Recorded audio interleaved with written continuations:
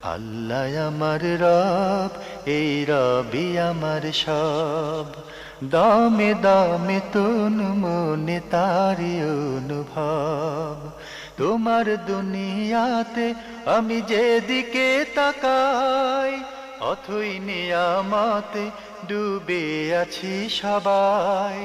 পাক পাখালির গানে শুনি তসবি কলো রব, তসবি কলো রব। আল্লাহ আমার রব, এই রবি আমার। আসসালামু আলাইকুম রহমতুল্লাহি ওবরাকাতু। দূরের এবং কাছের সম্মানিত দর্শক শ্রোতা, অনেক অনেক প্রীতি এবং শুভেচ্ছা জানিয়ে শুরু করতে যাচ্ছি আপনাদের প্রিয় অনুষ্ঠান লাভ হলো নিবেদিত আপনার জিজ্ঞাসা। সাথে আছি শরীফ বাইজিদ মাহমুদ। আজ আপনাদের জিজ্ঞাসার জবাব দেওয়ার জন্য স্টুডিওতে উপস্থিত রয়েছেন প্রখ্যাত আলেমদিন, আপনাদেরই কাঙ্ক্ষিত ব্যক্তিত্ব ডক্টর মোহাম্মদ সাইফুল্লাহ। আসসালামু আলাইকুম রহমতুল্লাহি ওবরাকাতুহু। দর্শক, শুরুতেই যে একটি ইমেল এটি পাঠিয়েছেন মনজুরুল ইসলাম। আপনি লিখেছেন, আসসালামু আলাইকুম, আমি একজন ভারতীয় মুসলিম। ওয়ালাইকুম আসসালাম রহমতুল্লাহ। আপনার চিঠি থেকে পড়ছি, আল্লাহুম্মা সাল্লি আলা মুহাম্মাদিন নাবিয়্যিন উম্মি ওয়া আলিহি ওয়াসাল্লিম তাসলিমা। দরুদটির ফজিলত ৮০ বছরের গুনাহ মাফ ও ৮০ বছরের ইবাদতের সওয়াব লাভ। এই দরুদ এবং এর ফজিলত অবস্থান সহি হাদিসের আলোকে জানতে চাই। ধন্যবাদ এই ভাইকে, গুরুত্বপূর্ণ একটি প্রশ্ন করেছেন। একটি দরুদ উল্লেখ করেছেন, আল্লাহুম্মা সাল্লি আলা নাবিয়্যিল উম্মিয়্যিল মুহাম্মাদিন নাবিয়্যিল উম্মিয়্যি ওয়া আলা আলিহি ওয়া আসহাবিহি ওয়া বারিক ওয়া সাল্লিম। এর ফজিলত সম্পর্কে আপনি বলেছেন যে এর ফজিলত বলা হয়েছে যে ৮০ বছরের গুনাহ মাফ হয়ে যাবে এবং ৮০ বছর ইবাদতের যে ফজিলত সওয়াব আছে লাভ করবে। সওয়াব পেয়ে যাবে। প্রথম কথা হচ্ছে, এই টেক্সটে রাসূলুল্লাহ সাল্লাল্লাহু আলাইহি ওয়াসাল্লামের কোনো দরুদই সাব্যস্ত হয়নি, সহিহ কোনো হাদিস দ্বারা প্রমাণিত না। এই টেক্সট তো আমরা বুঝি মানে এই শব্দে আল্লাহ হাবিব সাল্লাল্লাহু আলাইহি ওয়াসাল্লাম কোনো দরুদই সাব্যস্ত হয়নি। সুতরাং এই দরুদটি সনদের দিক থেকে মোটেও গ্রহণযোগ্য নয়। দ্বিতীয় নম্বরের যে বিষয় হচ্ছে, এই বক্তব্যটি যারা উল্লেখ করেছেন ফজিলতে, তারা বলেছেন যে এই দরুদটি যদি পড়ে কেউ জুমার দিন বিকেলবেলায়, সন্ধ্যাবেলায়, সেখানে এই কথা উল্লেখ আছে, জুমার দিন বিকেলবেলায় যদি পড়ে তাহলে এই ফজিলত পাবে। সুতরাং এইভাবে কমন নয়, আপনি যেভাবে কমন বলেছেন এই কমন বক্তব্য আসেনি কোথাও। থার্ড যে পয়েন্টটি সেটা হচ্ছে, এই হাদিসটি যারা উল্লেখ করেছেন তারা বেশিরভাগই সনদ ছাড়া উল্লেখ করেছেন। সুতরাং এই ফজিলতের ব্যাপারে বর্ণিত যে হাদিসটি এসেছে বা হাদিসটি উল্লেখ করা হয় তাকে, এটি হাদিসের নামে জালিয়াতি করা হয়েছে, মিথ্যা বক্তব্য হাদিসের নামে জালিয়াতি করা হয়েছে। কেউ কেউ সনদকে দুর্বল বলেছেন, কিন্তু এর বর্ণনাকারীদের অবস্থান থেকে স্পষ্টভাবে আমাদের কাছে তাহকিক হচ্ছে যে হাদিসটি আসলে মিথ্যা। জি, রাসূলুল্লাহ সাল্লাল্লাহু আলাইহি ওয়াসাল্লামের নামে মিথ্যাচার করা হয়েছে। হাদিসটি সনদের দিক থেকে মোটেও গ্রহণযোগ্য নয়। যে শুধুমাত্র এ দরুদ পড়লেই ৮০ বছরের আমলের সওয়াব পেয়ে যাবেন, কী কী আমল সেটাও উল্লেখ করা হয়নি। এই ক্ষেত্রে ইমাম ইবনে জাওজি রাহমাতুল্লাহ আলাইহি তার মওদুআতের মুকাদ্দিমাতে এই বিষয়টি স্পষ্ট করে উল্লেখ করে দিয়েছেন। তিনি বলে দিয়েছেন এই ধরনের ফজিলতের যত হাদিস পাওয়া যাবে সবগুলো আল্লাহ রাসূলের নামে মিথ্যাচার করা হয়েছে, এগুলোর কোনো ভিত্তি নেই, এগুলোর কোনো ভিত্তি নেই। জি, ধন্যবাদ ভাই মনজুরুল ইসলাম। আপনি ভারত থেকে প্রশ্ন করেছেন, আগামীতেও লিখবেন আশা করছি। এরপরে একটি চিঠি, এটি পাঠিয়েছেন কে এম জাকারিয়া, শ্রীপুর মোল্লাপাড়া, রাজবাড়ি থেকে আপনি লিখেছেন। আপনি বেশ কয়েকটি প্রশ্ন করছেন, আমরা একে একে চেষ্টা করছি।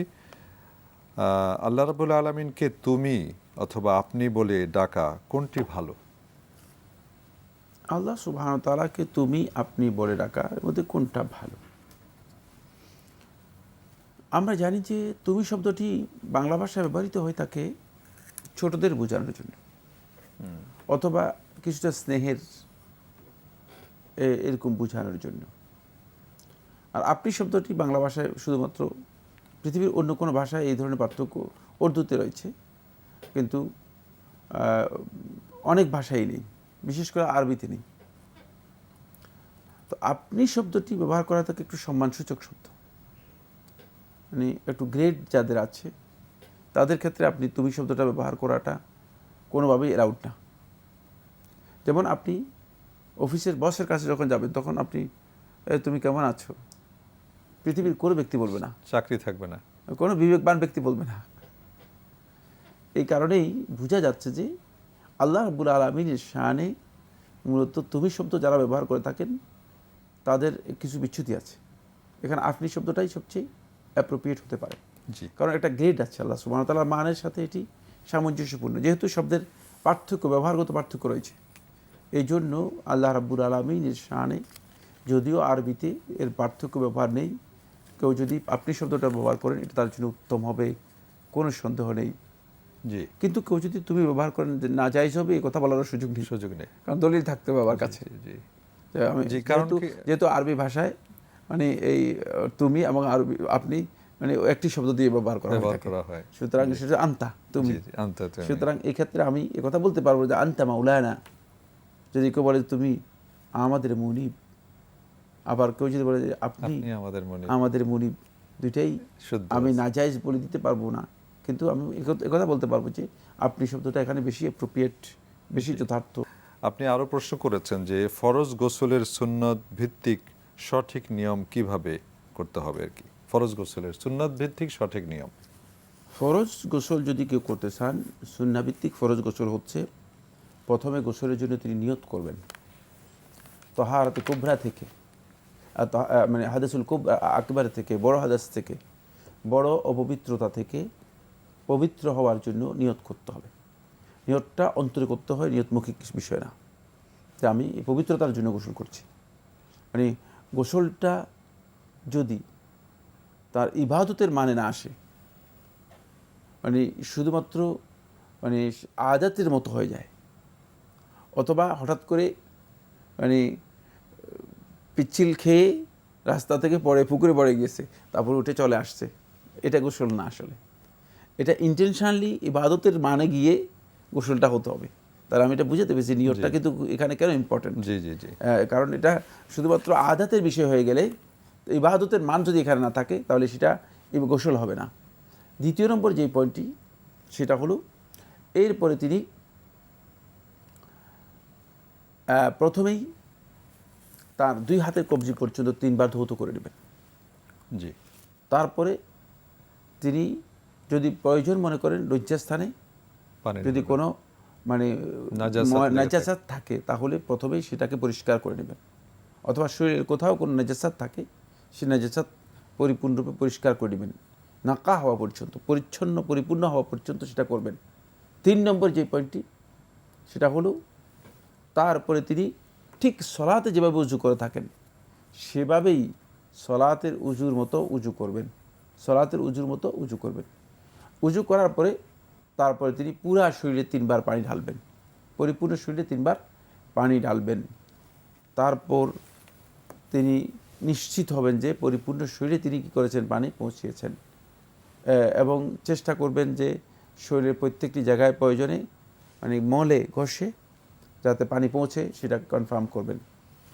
সর্বশেষ যদি অপরিচ্ছন্ন জায়গা হয়ে থাকে তিনি পা ধৌত করে তার গোসলের কাজ সম্পন্ন করবেন, এবং গোসলের সাথে যদি উজু করে থাকেন তাহলে আর তাকে আলাদা উজুও করতে হবে না। এই ধন্যবাদ শেখ। এরপরে ভাই জাকারিয়া আপনি আরও লিখেছেন যে বিপদ থেকে, যেমন পরীক্ষার ফল ভালো করা, জুলুমের শিকার হয়ে জমি হারানো, প্রতিবেশীর ক্ষতির আশঙ্কা করা, এই সমস্ত বিপদ থেকে বাঁচার সুন্নতি নিয়ম কি? বিপদ থেকে বাঁচার সুন্নতি নিয়ম হচ্ছে মানে বেশি বেশি আল্লাহ রাব্বুল আলামিনের কাছে ইস্তেরজা করা, প্রত্যাবর্তন করা, ইন্না লিল্লাহি ওয়া ইন্না ইলাইহি রাজিউন, এটা বেশি বেশি আল্লাহ রাব্বুল আলামিনের কাছে পড়া।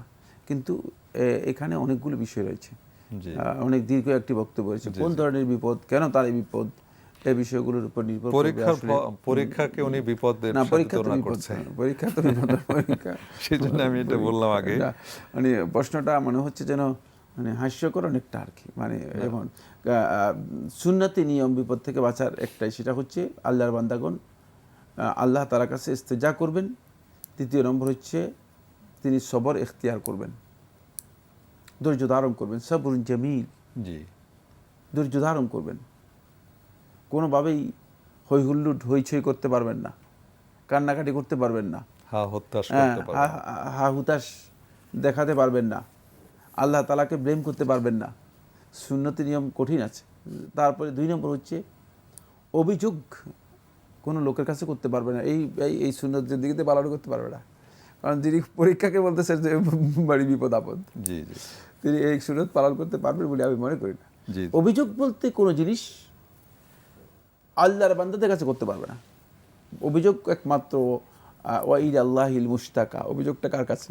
শুধু আল্লাহর কাছে করা যাবে, আর কারোর কাছে কোনো অভিযোগ করতে পারবে না, কোনোভাবেই না, কোনোভাবে অভিযোগ। জি এরপরে ওয়াইজাস্তা আনতাস্তাইন বিল্লাহ, আল্লাহর কাছে সাহায্য চাইবে, শুধু কেবল আল্লাহর কাছে সাহায্য চাইবে। মানে সুন্নতি তরিকা অনেক কঠিন, সুন্নতি তরিকা যেতে পারবেন না আপনি। আপনি অন্তপক্ষে সাধারণ তরিকা যেটা আছে, বলে আমি নর্মালভাবে কোনো রকম বিপদ আপদ থেকে বাঁচতে চাই কীভাবে, সেটা বলেন।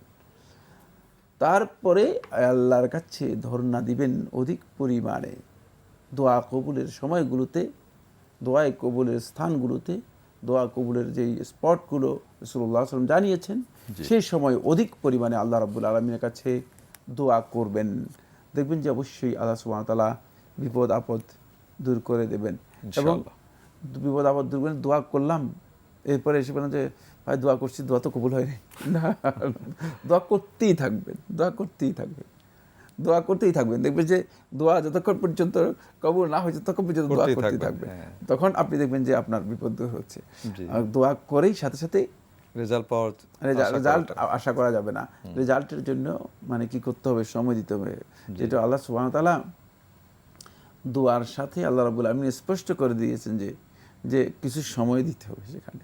জি ওমাহিলহুম খালিলা, সময় দাও এদেরকে, এমনি ধরবো না, সময় দিয়ে ধরবো। জি ধন্যবাদ। আপনার সর্বশেষ প্রশ্ন, স্বামী সরকারি চাকরি করার ফলে বর্তমান সমাজে মহিলারা বিধবা হওয়ার পর সরকার প্রদত্ত মোটা অঙ্কের টাকা পেয়ে কিভাবে চলবে? ছোট সন্তানদের নিয়ে এই কথা বলে সুদী ব্যাংকে টাকা রেখে তা হালাল বলে ভক্ষণ করছে। ইসলাম কি এই সুদকে সাপোর্ট করে? প্রশ্ন আসে না, ইসলাম তো সুদকে হারাম ঘোষণা করছে। হালাল্লাহুল বাইয়া ওয়া হারামার রিবা, বেচা কেনা লেনদেন এটাকে আল্লাহ সুবহানাহু ওয়া তাআলা হালাল করেছেন। ওয়া হারামার রিবা, আল্লাহ সুবহানাহু ওয়া তাআলা সুদকে হারাম করেছেন। সুদের সর্বাবস্থায় বিধান হচ্ছে হারাম। জি সুতরাং যিনি কথা বলছেন তিনি আল্লাহ রাব্বুল আলামিনের উপর তার তাওয়াক্কুল, ইতিমাদ, ভরসা একেবারেই কম। পৃথিবীতে বহু মানুষ আছে যারা স্বামীর মৃত্যুর পরে পেনশন তো দূরের কথা, একটা কপর্দকও পায় নাই, কিন্তু শিশু সন্তানদেরকে মানুষও করতে পেরেছে, শিশু সন্তানদেরকে মর্যাদাপূর্ণ স্থানেও অধিষ্ঠিত করতে পেরেছে এবং আল্লাহর কাছেও মর্যাদা পেয়েছে। তাদের একজনের উদাহরণ আমি দিচ্ছি, সেটি হচ্ছে ইমাম শাফি রহমতুল্লাহের মা। সুবহানাল্লাহ। কিছুই পায়নি, তার বাপের কাছ থেকে কিছুই পায়নি। মুহাম্মদ ইবনে ইদ্রিস হচ্ছে তার পিতা। তিনি গাজ্জাতে গিয়ে, মক্কা তার জন্ম, কিন্তু গাজ্জাতে গিয়ে, বর্তমানে যে গাজ্জা রয়েছে, গাজ্জাতে গিয়ে তিনি বসতি স্থাপন করেন। সেখানে তার কোনো প্রপার্টি বলতে কিছুই ছিল না, কিছুই ছিল না। তিনি সেখানে তার মৃত্যু হয়ে যায় হঠাৎ।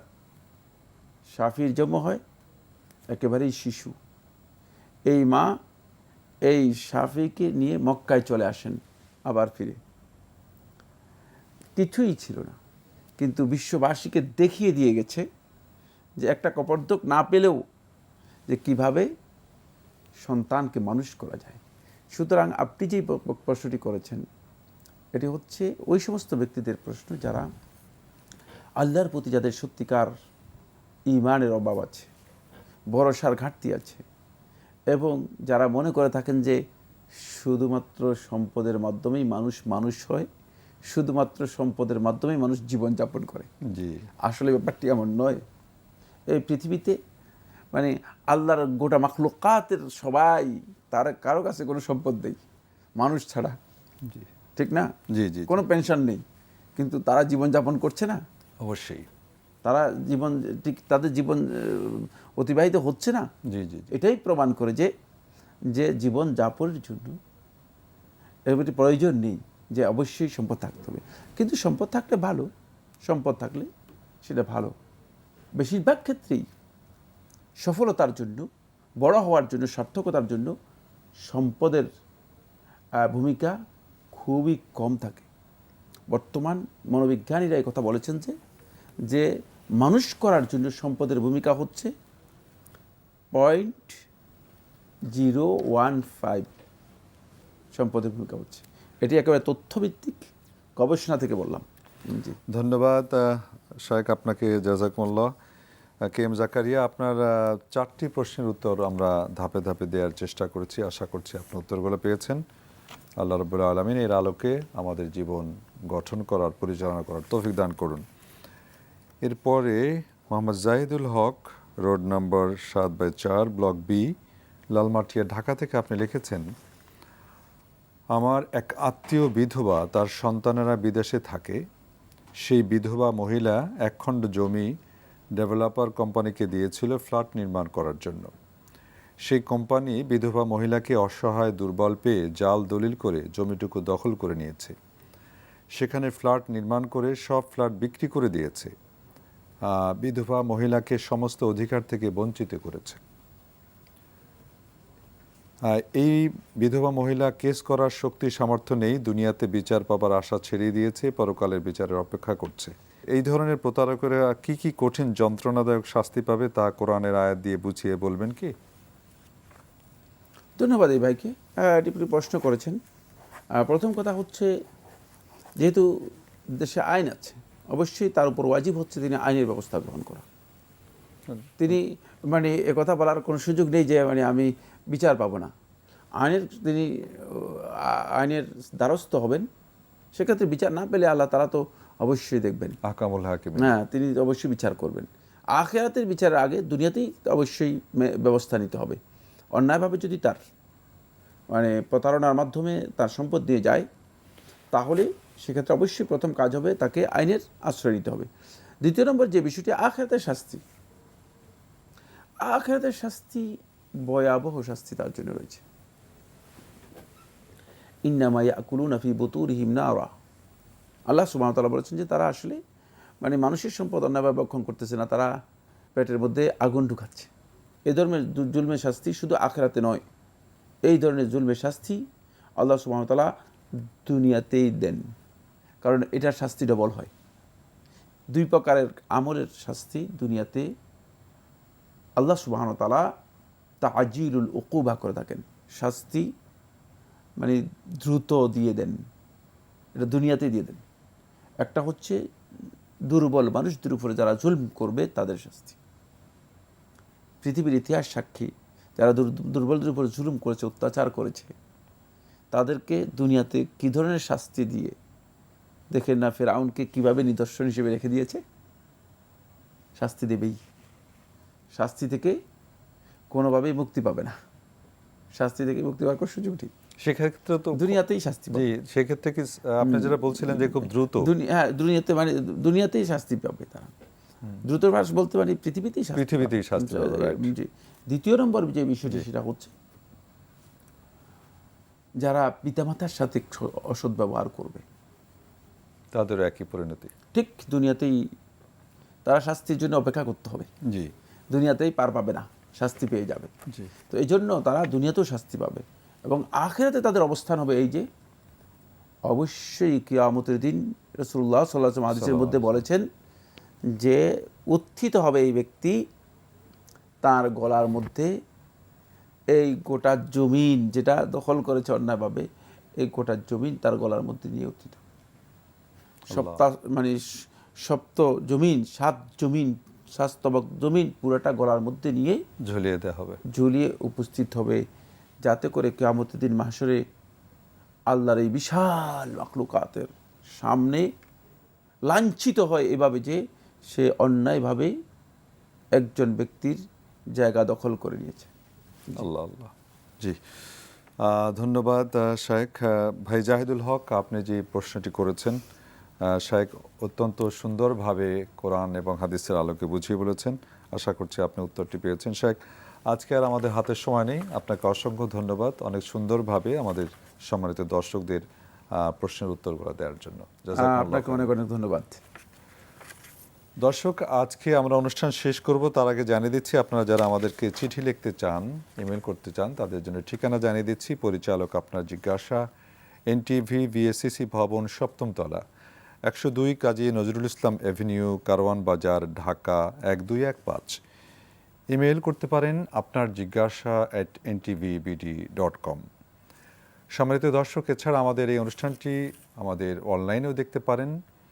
দেখতে ভিজিট করুন www.ntvbd.com। এছাড়া আমাদের ইউটিউব এবং ভেরিফাইড ফেসবুক পেজেও আমাদের অনুষ্ঠানটি দেখতে পারেন। দর্শক, আজকের অনুষ্ঠান থেকে বিদায় নিচ্ছি। আশা করছি আজকে আমরা যা মহতারাম শায়েখের আলোচনা থেকে আপনাদের প্রশ্নের মাধ্যমে যা জানলাম, মহান আল্লাহ রাব্বুল আলামিন যেন সেগুলো আমাদেরকে মানার তৌফিক দান করেন, এই আশাবাদ ব্যক্ত করে আজকের মতো বিদায় নিচ্ছি। দেখা হবে ইনশাল্লাহ আগামীকাল একই সময় আপনাদের প্রিয় চ্যানেল এনটিভির পর্দায়। আসসালামু আলাইকুম ওয়া রাহমাতুল্লাহি ওয়া বারাকাতুহু। আল্লাহ আমার রব, এই রবি আমার সব, দামে দামে তুন মনে তারি অনুভব। আল্লাহ আমার রব, এই রবি আমার সব।